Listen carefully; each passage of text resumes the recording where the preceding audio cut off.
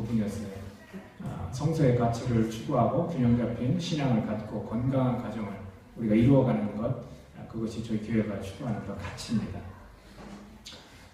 그리고 또 하나 진실한 삶의 소통까지 이야기를 드렸습니다. 지금 그 나머지 5가지를 이야기를 드리려고 합니다. 여러분들 제가 지금 드리는 이야기는 오해를 안고 들으셨으면 좋겠어요. 제가 주중에 들은 이야기 중에 하나입니다. 제가 개척한 지 2년 8개월이 됐어요. 그리고서 정말 고마운 분들을 초대해서 그분들께 감사 인사를 드리고 싶어서 창립 예배를 드리는 동시에 하나님께 그 감사를 축제로 정말 온전히 드리고 싶어서 우리가 창립 감사 예배를 드립니다. 대부분은 처음에 개척을 하고서 그 공간이 협소하든 뭐 넓든 상관없이 처음에 드리는 거예요. 그래서 그것을 공개적으로 많이 알리고 그분들이 오셔서 기도도 해주시고 축하도 해주시고 열심히 하라고 응원도 해주시고 헌금도 해주시고 그런 부분이 바로 창립 감사 예배입니다. 저는 생각이 좀 달랐어요. 저는 우리가 이렇게 개척을 해서 하나님께서 인도하시고 이끄셔서 은혜를 주셔서 이끌어갈 때 그 속에서 정말 우리가 얼마만큼 하나님을 감사하는지 하나님 얼마만큼 사랑하는지를 표현하고 싶은 그런 예배를 드리고 싶었어요. 이미 설립은 2012년 2월 5일에 했습니다. 저희 가족끼리 모여서 정식으로 제가 공포를 하고 같이 예배를 드리고 그때부터 시작은 됐습니다. 지금에 와서 이제는 우리가 사랑하는 가족들과 함께 이렇게 할 수 있게 돼서 얼마나 좋고 감사한지 모릅니다. 그리고 항상 여러분들뿐만 아니라 저에게는 든든한 후원자가 기도 지원팀이라고 해서 한 30명의 분들이 계십니다. 서로 아는 분들도 계시지만 서로 잘 모르시는 분들이 대부분입니다. 처음에 개척을 하면서 하나님께 주신 아이디어가 뭐였냐면 개척은 너 혼자 하는 것이 아니다. 분명히 같이 할 사람들이 필요하다라는 생각을 떠오르게 하셨어요. 그리고서 제 안에 주신 생각이 뭐였냐면 너는 그동안 10년 넘게 사역을 하면서 성도들을 위해서 많이 기도하지 않았느냐. 이제는 그 성도들에게 네가 기도를 요청하고 네가 개척을 시작하는 건 어떻겠느냐라는 그런 마음을 주셨어요. 그래서 문자로 보냈어요. 개척교회 3년 동안 계속해서 기도해 주실 분 30명 모집합니다. 마음이 있으신 분들은 응답 바랍니다. 라고 보냈어요. 그래서 한 분 한 분 연락을 왔습니다. 근데 그 문자가 전에 제가 사역하던 교회에 계신 분들도 포함이 돼 있어요. 그리고 예를 들어서 500명 되는 교인 전체한테 보내지는 않았습니다. 왜냐하면 저와 그래도 관계가 되고 제가 또 그동안 기도도 했고 이런 분들 그리고 저를 위해서 충분히 기도해 줄 만한 분들을 이렇게 제 전화번호 주소로 있는 분들을 찾아서 했습니다. 그리고 그 교회에 이제 목사님께 이제 개척을 합니다라고 말씀을 드렸고요. 근데 그 문자가 어떻게 와전이 돼서 이번 주중에 저한테 귀에 어떻게 들어왔냐면 김윤호 목사가 대전에 개척을 해서 그 성도를 빼가려고 문자를 보냈다. 개척하는데 같이 하자라고 보냈다. 이렇게 소문이 났다는 겁니다. 저는 개의치 않습니다. 제 마음의 동기를 하나님이 충분히 알고 계시고 거기에 대해서 분노할 이유도 없습니다. 그리고 제가 하나님께서 1년이 지난 뒤 기부에 대한 마음을 주셔서 카페를 오픈하게 되었잖아요. 근데 그 카페가 우연찮게 또 그 관저동이라는 곳에 가게 됐습니다. 조금은 걱정을 했습니다. 어떤 걱정을 했냐면 그래서 전에 사역하던 교회하고 너무 가까워서 혹시 오해를 하지 않을까 그렇게 걱정을 했는데 아니나 다를까 이제 주중에 들은 그 얘기가 또 하나 포함되는 겁니다. 카페를 교회 근처에다 해가지고 거기서 이제 성도 하나 상의자매 얘기하는 것 같아요. 성도 하나하고 같이 카페를 열어서 개척하는 데 이렇게 뭐 도움을 뭐 얻는다 뭐 이렇게 그런 식으로 이제 소문이 났다는 거예요. 근데 그 소문이 뭐 이렇게 많이 크겠습니까? 몇몇 사람에 의해서 났겠죠. 참 재밌었어요. 그 얘기 듣고. 야, 이럴 수도 있구나. 그 교회에 이제 사역자들이 다 저희 그 카페에 와서 커피를 마시거든요. 그리고 그 교회 분들이 저희 교회 오신 분 하나도 없고요. 참 재밌었어요. 저는 그걸 보면서 우리가 지금 교회에서 중요하게 여기는 그 가치 중에 하나가 뭐냐면 자기 성찰이에요. 자기 성찰. 만약에 그분들이 자기 성찰이 있었으면 그런 얘기를 그렇게 쉽게 할 수 있었을까라는 생각이 들었습니다. 남의 얘기를 확인도 않고 그냥 쉽게 전하는 것이 누구에게 위한 거예요? 그리스도인들에게 위한 거예요. 교회 안에 있는 사람들에게 위한 거예요. 저는 교회가 자기 성찰을 하지 않으면 참 어렵다고 생각을 해요. 목사인 제가 먼저 제 자신을 돌아보려고 그런 가치를 정한 거예요. 성도 탓을 하는 목사를 보고 상당히 마음이 아팠어요. 목사 탓을 하는 성도들 보고 상당히 마음이 아팠어요. 제가 사역을 10년 동안 하면서 겪었던 게, 불교자로 겪었던 게 그거예요. 근데 막상 내가 담임 목사가 되어서 성도 탓을 할 수 있겠습니까? 그럴 수 없다는 거죠. 제가 내 자신을 바라봐야 돼요. 교회에는 사람들이 오고 가고 합니다.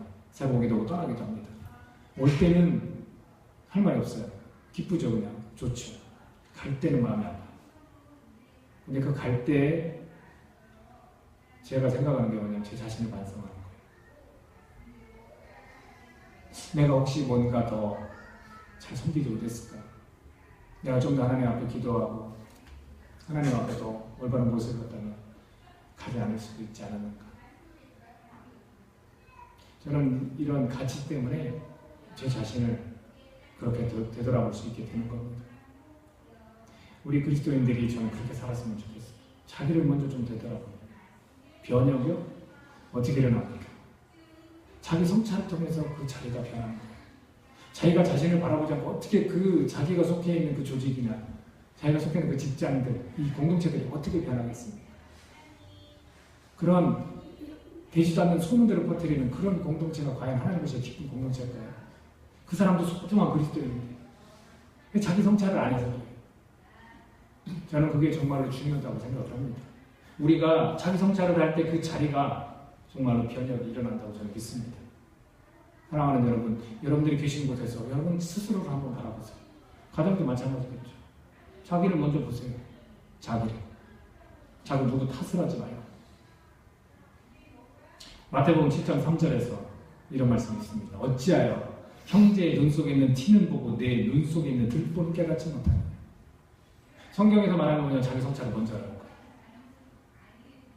타인을 먼저 평가하지 말고 비판하지 말고 자기를 먼저. 5절에 가서 이렇게 이야기합니다. 외식하는 자여 먼저 내 눈 속에서 들보를 빼라. 여러분 들보 아세요? 저희 처갓집에는 옛날 집이라서 이만한 대들보가 이렇게 쫙 마루에 이렇게 놓여있어요. 이만해요. 진짜 이만해가지고 높진 않은데 옛날 분들은 키가 크지 않았잖아요. 높진 않아요. 이만한 대들보가 쫙 하고 이렇게 그 마루 그 한가운데 이렇게 지나가요. 티끌은 얼마예요? 티끌은 눈에 보여요? 확인도 안 돼요. 근데 남의 티끌들만 자꾸 보고 있는 거예요. 네가 네 눈에 있는 들보를 그 큰 걸 빼내고 그 다음 티끌을 빼줄까라고 말하라고 권하고 있는 거예요. 변혁은요, 저 사람이 잘해야 변혁이 일어난다가 아니에요. 내가 나를 돌아보고 나를 성찰할 때 그 자리가, 내가 있는 그 자리에 그리스도의 흔적이 남는 겁니다. 그것을 우리가 기억했으면 합니다.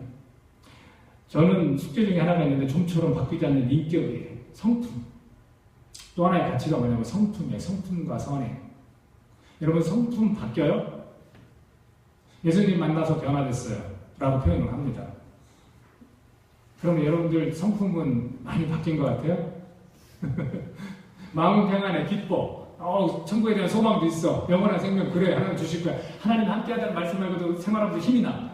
내 성품은 좀처럼 바뀌지 않는 겁니다. 이게 중요한 거예요. 우리가 왜 서로 다른 사람들이 이 교회에 존재하는지 아십니까? 배우라는 거예요. 배우라는 거. 장점보다 단점이 많을 수도 있어요. 하지만 누구라도 다 강점, 장점도 갖고 있어요. 내가 없는 거 저 사람이 갖고 있을 수 있어요. 근데 왜 섞인지 아십니까? 왜 형제고 자매인지 아십니까? 왜 한 몸인지 아십니까? 그걸 배우라는 거죠. 우리가 여기에 대해서 소홀한 감이 있습니다. 열정으로만 복음 전하자, 사람 살리자, 이 구호만 외치면 다가 아닙니다. 오늘날 그렇게 외쳐서 복음 받아들입니까? 어떻게 비난하는데? 야, 거기 교회 다닌다고 하면서 그 모양 그 꼴이더라. 성품이 굉장히 중요한 거예요. 저도 마찬가지죠. 만약에 조금 말씀을 좀 잘 못 전한다거나 아니면 여러분들을 돌보는 걸 좀 소홀히 한다 해도 제가 만약 성품이 정말로 좋으면, 인격이 좋으면 여러분들이 다 용납이 돼요. 그렇죠? 너그럽게, 우리 목사님 정말 성품이 좋으시고 이런 건 좀 부족한데 성품 좋으시고 이러면은 괜찮은 거예요. 근데 말씀 정말로 잘 전해요. 예배 때마다 막 나한테 은혜야 막 콕콕 찔리는 말도 주고 때로 의료도 주죠. 어떻게 이렇게 영적으로 나를 이렇게 채워주시지? 하지만 괴팍해요. 목사 자기 막 이득만 챙기고 성품 되게 안 좋아. 그러면 여러분들 버틸 수 있겠어요? 차라리 나 혼자 성경 읽고 말지. 성품이 그만큼 중요한 거예요. 우리가 좀 그거를 배웠으면 해요. 베드로후서 1장 4절에서 이렇게 기록되어 있죠. 너희가 정욕 때문에 세상에서 썩어질 것을 피하여 신성한 성품에 참여하는 자가 되게 하려 하셨느니라. 하나님 우리를 부르신 목적 가운데 하나가 이 신성한 거룩한 깨끗한 성품으로 온전해지도록 하기 위해서 부르셨다는 거예요. 그리고 나서 뒷구절에 보면 그 다음 구절들이 이렇게 되어 있습니다. 믿음을 가져라, 덕을 가져라, 지식을 가져라, 절제를, 인내를, 경건을, 형제의를, 사랑을 가져라. 마치 계단이 올라가듯이 그렇게 설명을 하고 있어요. 그럼 신성한 성품은 뭡니까? 믿음이에요. 믿음을 점점 더 가지라는 거예요. 그리고 덕을 가지라는 거예요. 어지르고 올바른 마음이나 훌륭한 인격을 가지라는 거예요. 그리고 지식을 가지라는 거예요. 영적 이해력을 우리가 가져야 된다는 거예요. 하나님에 관해서 깨달으라는 거예요. 그리고 절제하라는 거죠. 그리고 인내하라는 거예요. 그리고 경건해라. 그리고 형제들을 사랑해라. 그리고 더 보태서 더 사랑해라. 더 확대되어져 가겠죠. 일주일까지 살아가라. 그러면서 9절에 가서는 이런 것이 없는 자는 맹인이다라고 표현합니다. 베드로가 그렇게 표현했어요. 이런 것들을 신성한 성품에 참여하도록 너네를 불렀는데 너네들이 이런 것들을 갖추지 않는다면 너네는 맹인이다. 눈을 떴는데 맹인인 거예요. 귀가 있는데 듣지 못하는 거죠. 베드로전서 3장 17절에는 이어서 이렇게 이야기를 또 하죠. 선을 행함으로 고난받는 것이 하나님의 뜻일진데 악을 행함으로 고난받는 것보다 나으리라. 선을 행하는데 고난이 있다는 거예요. 그게 하나님 뜻이에요. 우리가 성품만 좋은 사람이 있어요. 근데 선행을 잘 안 해요. 그냥 교회에 가서도 성격 좋다, 인품 좋다, 인격 좋다라고만 하지 삶을 보면 그냥 똑같아요. 선을 행하지 않아요. 그냥 자기 주어진 삶만 열심히 살 뿐이지 그 너머의 것들은 힘들게 하지 않는 거예요. 근데 또 어떤 분들은 앞에서 나서서 정말로 봉사도 많이 하고 막 선행을 많이 해요. 근데 성품이 다듬어지지 않았어요. 이게 중요한 거예요.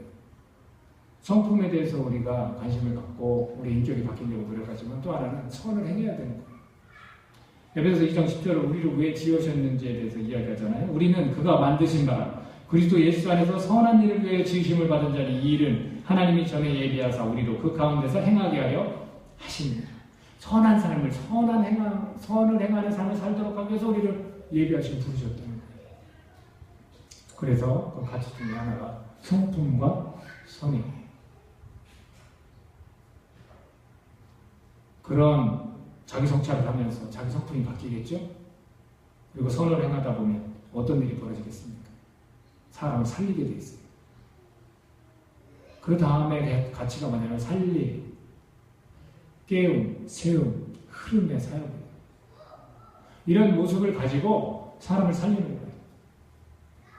이 사역을 누가 하셨냐면 예수님이 하셨어요. 몇 명 드리고 12명 드리고 걔네들 불렀죠. 걔네들 살려줬어요. 하나님 나라에 이르기 위해서 그들을 건져내 줬어요. 세상에서. 그리고 막 흔들어서 깨웠어요. 정신 차려라. 그걸 몇 년 하셨습니까? 3년 하셨어요. 그리고 그들을 세웠어요. 내가 너희와 함께하리라. 이제 복음을 전하면서 살아라. 그게 네 삶이다. 그리고 그들이 흘러갔어요. 어떤 결과가 생겼습니까? 2000년이 지난 오늘 하찮은 존재로 밖에 여기지 않았던 나를 그들의 그 복음 전함이 2000년 지난 오늘 이 시간에 이렇게 흘러갔습니다.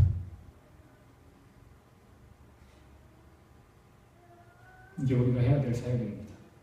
개인적 공동체가 살려야 돼요. 사람을 살려야 됩니다. 그리고 잠자는 그리스도는 깨워야 돼요. 우리 옆에 사람 한번 이렇게 흔들어봐요. 일어나. 이제 일어나. 한번 흔들어봐요. 여러분 외치잖아요. 그리스도인 덥게 살고 싶습니다. 교회가 교회다워지고 싶습니다. 우리 이제 깨어나야 되는 거예요. 그러면 누가 세워줍니까? 하나님이 세워주시죠. 그리고 우리 공동체가 세워주죠. 저 사람이 자기 성찰을 하고 그 사람이 그 성품과 선행 삶을 살다 보면 그 사람을 살리게 되고 깨우게 되고 우리가 세워서 그 사람이 이제 흘러가게 되는 거예요. 이런 것들을 우리가 해야 되는 그런 공동체라는 걸 우리가 기억합시다. 그리고 또 하나의 우리 가치가 있다면 창의적인 접근이에요. 창의적인 접근. 저는 그리스도인이라면 하나님으로 차고 넘치는 삶을 살아야 된다고 생각해요. 왜 그렇습니까? 우리가 양보하고 배려하고 그리고 사랑하고 또 원수를 위해서 기도하는 거 왜 그렇게 합니까? 어떻게 그렇게 할 수 있습니까? 우리가 하나님으로 우리의 삶이 넘쳐나야 되는 거예요. 그래야만 할 수 있는 거예요. 그 관계를 맺는 것이 바로 저는 창의적인 접근이라고 생각해요. 창의적인 접근은 두 가지가 있습니다. 하나는 자기의 유익, 또 하나는 이웃의 유익을 위해서 그렇습니다. 저희 아내가 휴대폰을 이렇게 충전을 하는데 제가 제 것만 챙기는 게 아니라 저희 아내 것도 가끔 봐요. 저는 그게 이제 보여요. 저희 아내는 자기 것만 보지 제 거는 안 보거든요. 근데 저는 제 거를 충전을 하면서 저희 아내 것도 봐줘요.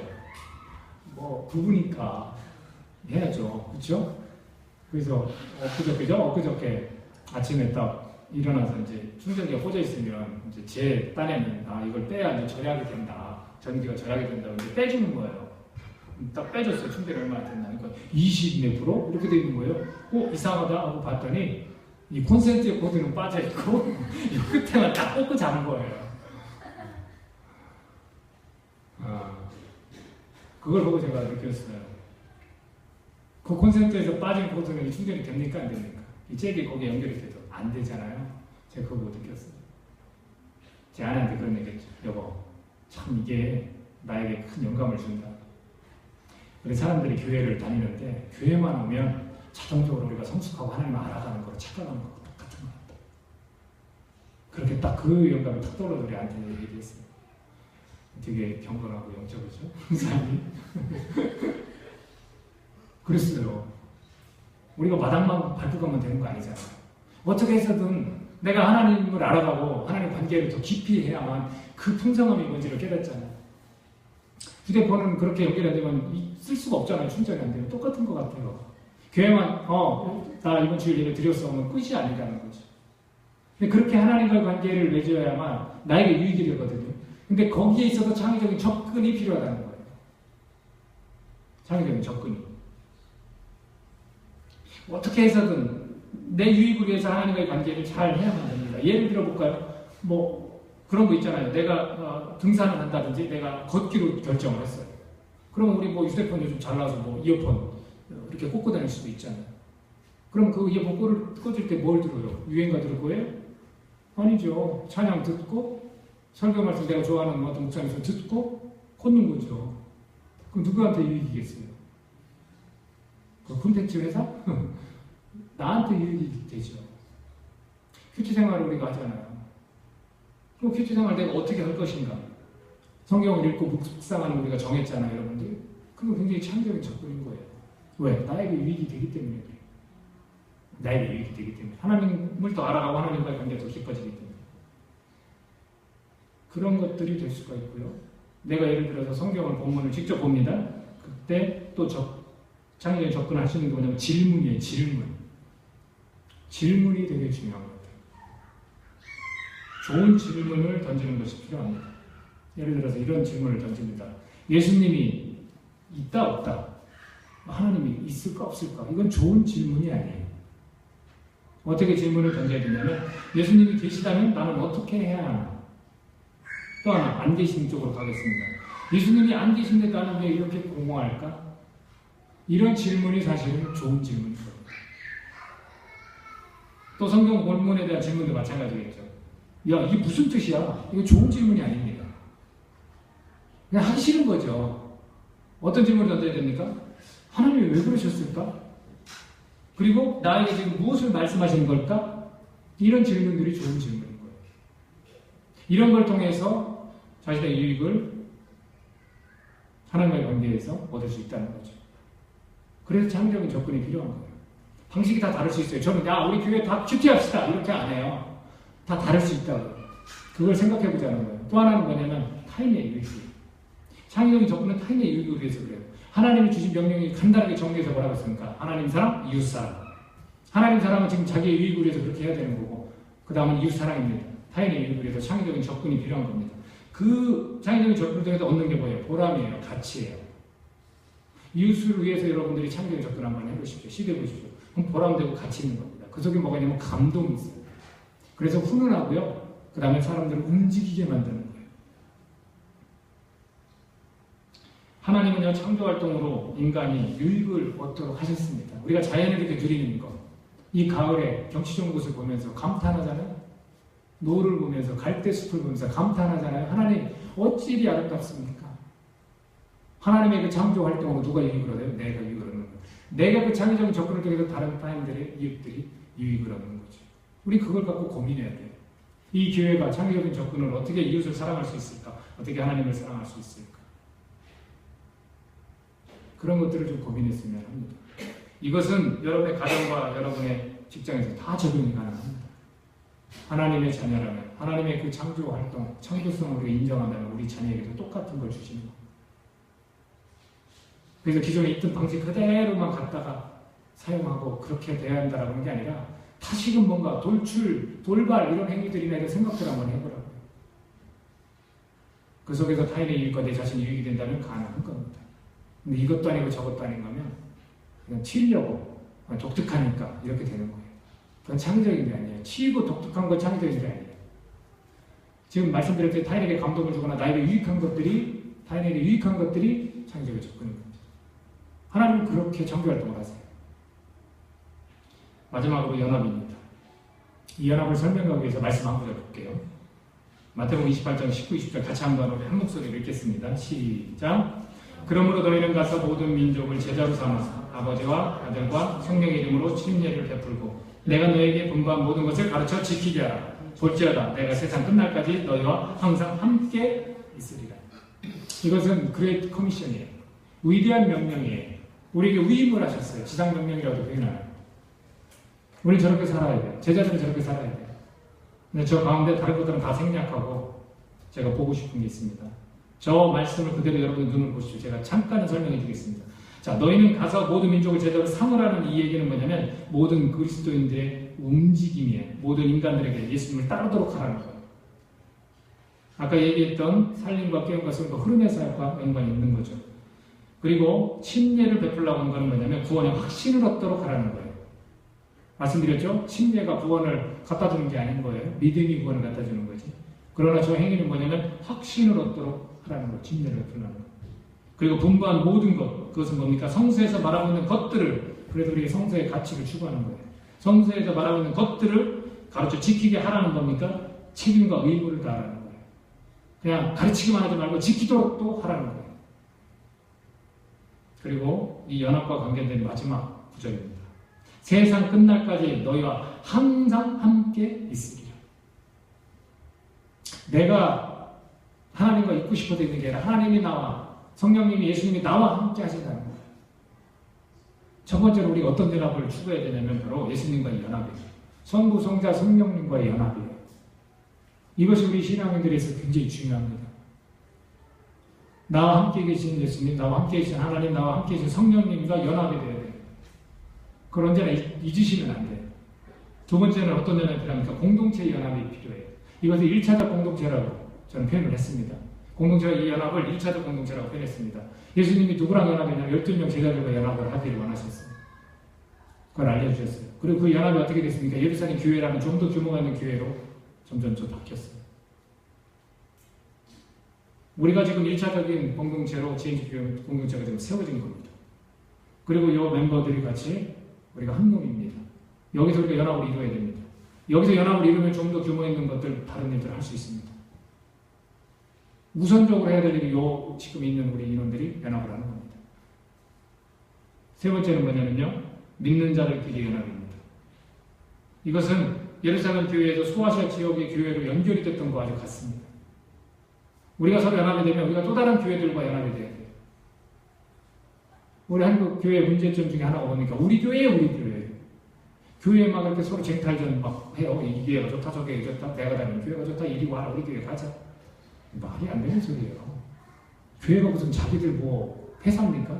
우리 회사가 종이 거기에 회사 와서 연봉도 좋고 사람들도 좋고 하니까 우리가 회사 와서 지내보자. 아니에요. 그리스도 안에서 우리가 다 연합된 그런 가족이에요. 이제 이런 연합도 우리가 믿는 자들끼리 연합도 우리가 추구해야 되는 거예요. 우선적으로 중요한 것은 성부, 성자, 성령 하나님과 우리가 연합이 되어야 된다고. 이게 놓치시면 안 돼요. 사람을 먼저 보지 마세요. 교회 오면 목사도 먼저 보지 마세요. 먼저 누구를 봅니까? 하나님을 보십시오. 예수님을 보시고 성령님을 보셔야 돼요. 그 속에서 그분의 주시는 그 영적인 그 목마름 그것을 해결받으시면 이 속에서 넘치는 그 기쁨과 이 평안은 무엇과도 바꿀 수 없습니다. 그 다음에 처음으로 주어진 그 공동체와 연합을 하게 되어 있습니다. 그리고 그 공동체 연합을 하면 당연히 타 교회와 다른 믿는 자들과도 연합을 할 수 있도록 내 마음이 그렇게 변하게 되는 거예요. 연합이 중요합니다. 저는 오늘날 시대가 너무 개인주의가 되어버려서 연합이 잘 안 되는 그런 모습을 봅니다. 지금은 이루어지지 않지만 저희 교회 소그룹을 분명히 할 겁니다. 목장이 됐든 소그룹이 됐든 속회가 됐든 구역이 됐든 뭐 다 사용하는 말들이에요. 똑같이 분명히 할 겁니다. 그럼 그것이 추구하는 것이 뭐냐면 연합이에요. 가정과 가정이 서로 하나가 되는 거예요. 그 속에서 하나님을 만나고 예수님을 만나고 성령님을 만날 겁니다. 그리고 그 연합된 가족들이 이 자리에 모여서 일주일에 단 한 번 있는 이 주일 예배에 모여서 마음껏 축제를 하나님께 감사하고 예배를 드릴 거고 회개가 필요한 자는 울부짖으면서 회개할 것이고 그런 연합을 저는 이룰 것입니다. 누구와 함께? 1차적으로 하나님과 함께.